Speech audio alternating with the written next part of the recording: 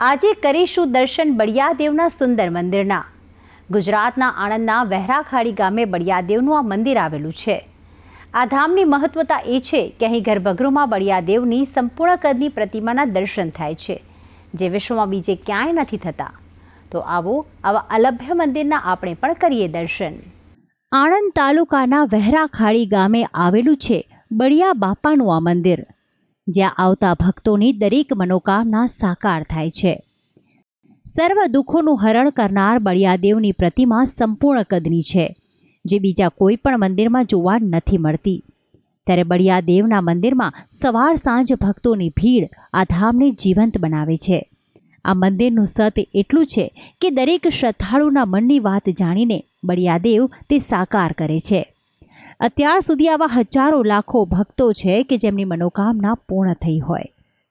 આ જે તીર્થધામ છે એક પૌરાણિક તીર્થધામ છે, જે આપણા હિન્દુ ધર્મમાં 18 પુરાણોમાંથી 3 પુરાણમાં પ્રમાણિત તીર્થ છે, જેનો મહિમા છે કે હિન્દુસ્તાનના અંદર જે મુખ્ય 3 પ્રસિદ્ધ 3 પુરાણો છે, 18 પુરાણમાંથી એક નારદ પુરાણના આધારે નારદ તીર્થ તરીકે ઓળખાય છે, સ્કંદ પુરાણના આધારે મહીસાગર સંગમ તીર્થ તરીકે ઓળખાય છે, અને મહાભારત પુરાણના આધારે ગુપ્ત તીર્થ તરીકે ઓળખાય છે।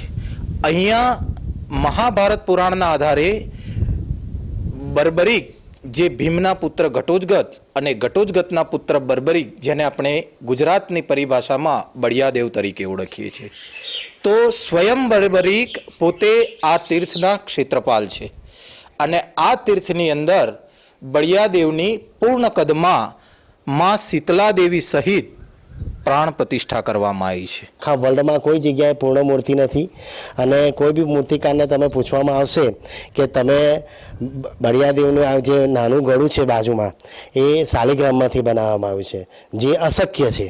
શાલિગ્રામમાંથી ગળું બની શકે નહીં, તે ગળું અહીંયા ગળી બનાવીને મૂકવામાં આવ્યું છે।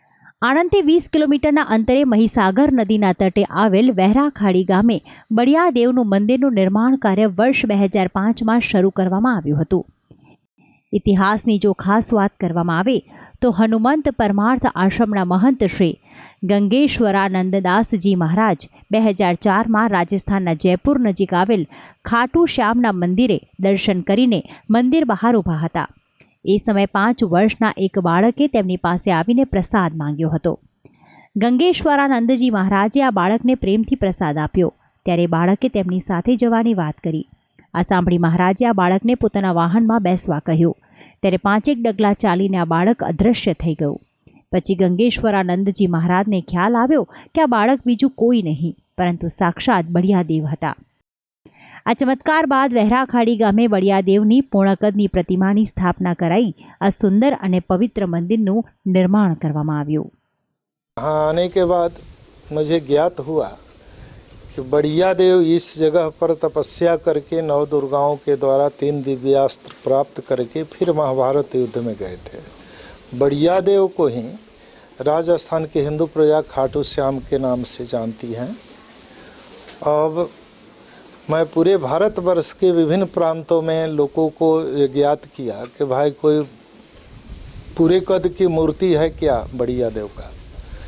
हर जगह से नकारात्मक उत्तर मिले। महाभारत पुराण लेकर मैं बैठा तो प्रसंगोपात फिगर उसमें अंकित होते हैं। महाभारत में 6-7 फिगर मिले, जो अच्छा लेटेस्ट लगा उसे मैं स्केचर बुलाकर स्केचिंग कराया। मूर्ति कलाकार को यही बुलाया कि भाई ऐसा मूर्ति बनाना है मुझे। વહેરાખાડી ગામે આવેલ મહીસાગર સંગમ તીર્થની જો વાત કરવામાં આવે તો મહાભારત કાળમાં આ વિસ્તાર હેડંબા વન તરીકે જાણીતો હતો। મહાભારતમાં જણાવ્યા મુજબ આ જગ્યાને ગુપ્ત તીર્થ તરીકે ઓળખવામાં આવે છે। આ બળિયા બાપજીનું મોટું મંદિર છે। આખા ગુજરાતમાં કહીએ નહીં, વિશ્વમાં કહીએ તો પણ કહીએ નથી આવી પૂર્ણ કદની મૂર્તિ અહીંયા છે, અને શિખરબદ્ધ મંદિર છે। અહીંયા અમે રવિવારે, મંગળવારે, ગુરુવારે દર્શન કરવા આવીએ છીએ, અને ટાળું ખાવા પણ આવીએ છીએ। ને અહીંયા આપણી જે મનોકામના જેણે શ્રદ્ધાથી એની માનતા માની હોય તો એ પણ પૂર્ણ કરે છે। એટલે એટલું સત છે બળિયા બાપજીનું કે બધાને કોઈને નિરાશ નથી કરતા, બધાની મનોકામના પૂર્ણ કરે છે। બળિયાદેવના મંદિરના પરિસરમાં વર્ષ દરમિયાન શનિવારે અમાવસ્યાના દિવસે મહીસાગર સંગમ તીર્થમાં શાહી સ્નાનનું આગવું મહત્વ છે. ઉપરાંત વર્ષ દરમિયાન ઘણા તહેવારોની ઉજવણી પણ કરવામાં આવે છે, જેમાં હનુમાન જયંતિ, રામનવમી, શ્રાવણ માસમાં પારણા, વિજયાદશમી, નવા વર્ષે અન્નકૂટ જેવા તહેવારોમાં અહીં ભક્તોનું ઘોડાપૂર ઉમટે છે. ભગવાન બળિયાદેવ પોતાના ભક્તોને ક્યારેય નિરાશ નથી કરતા. અહીં દર્શન કરવાથી તમામ મનોકામના પૂર્ણ થાય છે. ભક્તિ સંદેશ, સંદેશ ન્યૂઝ, આણંદ.